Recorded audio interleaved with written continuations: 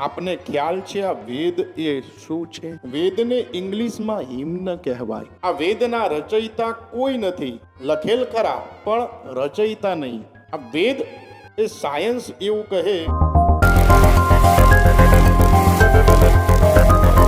વ્યક્તિ મહેનત ગમે તેટલી કરે, બુદ્ધિ ગમે તેટલી વાપરે, ઇન્વેસ્ટ ગમે તેટલું કરે, સુનર ઓર લેટર રિઝલ્ટ તો એની દાનત ઉપર જ મળે. એ પરિવારનો ભાવ માં ખોડિયારની પધરામણી, શક્તિની પધરામણી સાથે એવું હૃદયથી આનંદ થાય કે ગુજરાતનો ગૌરવ અને વેદ. આપને ખ્યાલ છે આ વેદ એ શું છે? વેદને ઇંગ્લિશમાં હિમ્ન કહેવાય. આ વેદના રચયિતા કોઈ નથી. લખેલ ખરા પણ રચયિતા નહીં. આ વેદ એ સાયન્સ એવું કહે કે 1.97 બિલિયન યર્સ.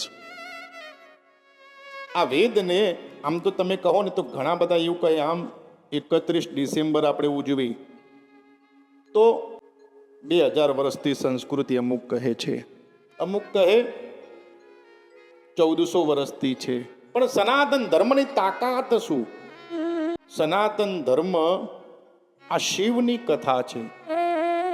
અને શિવ જે હોય, શિવનો ઉપાસક હોય, એ સત્ય જ હોય. Ultimate truth is lord Shiva. અંતનું સત્ય એટલે ભગવાન શિવ. દરેક દેવો જેના શરણે જાય ને તે મહાદેવ.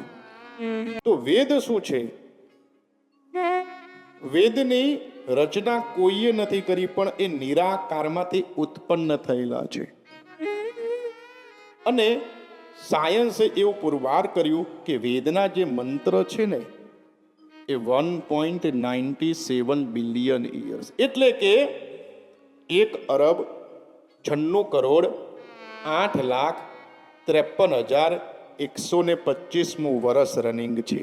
વિચારો, આ વેદના મંત્ર એનાથી પર છે. વેદ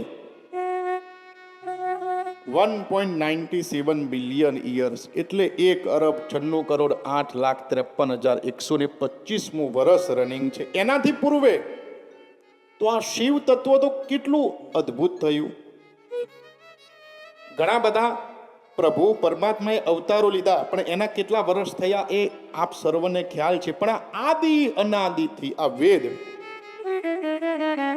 અને વેદને જેને કંઠસ્થ કર્યો વિઠ્ઠલભાઈ અને જીવનમાં ઉતાર્યો, વેદો નારાયણો હરિ, સાક્ષાત નારાયણનું સ્વરૂપ.